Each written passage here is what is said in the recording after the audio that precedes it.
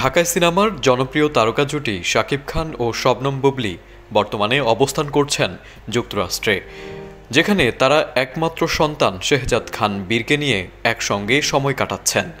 যুক্তরাষ্ট্রের রুজভেল্ট আইল্যান্ডে তাদের ঘুরে বেড়ানোর বেশ কয়েকটি ছবি ইতোমধ্যে সামাজিক মাধ্যমে ভাইরাল হয়েছে।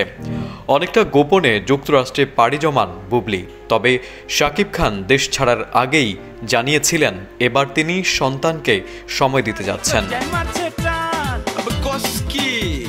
ছবিতে দেখা যায় একটি কালো গাড়ি থেকে একসঙ্গে নামছেন শাকিব, বীর ও বুবলি। শাকিবের হাত ধরে হাঁটছে ছোট্ট বীর, পেছনে হাঁটছেন মা বুবলি। দৃশ্যটা নেহাতি পারিবারিক, চোখে মুখে প্রশান্তি আর ছেলের প্রতি মায়া। 2018 সালে গোপনে বিয়ে করেন শাকিব খান ও শবনম বুবলি। তাদের সংসারে আলো করে আসে পুত্র সন্তান বীর। তবে বিয়ের 2 বছর পর থেকেই তাদের মাঝে দূরত্ব বাড়তে থাকে। পরবর্তীতে একাধিক সাক্ষাৎকারে শাকিব খান জানান বুবলির সঙ্গে বর্তমানে তার কোনো দাম্পত্য সম্পর্ক নেই, শুধুমাত্র সন্তানের কারণে যোগাযোগ রয়েছে। তবে বুবলির দাবি ছিল তাদের মধ্যে এখনও বৈবাহিক সম্পর্ক রয়েছে, যদিও কিছুটা মনোমালিন্য চলছে।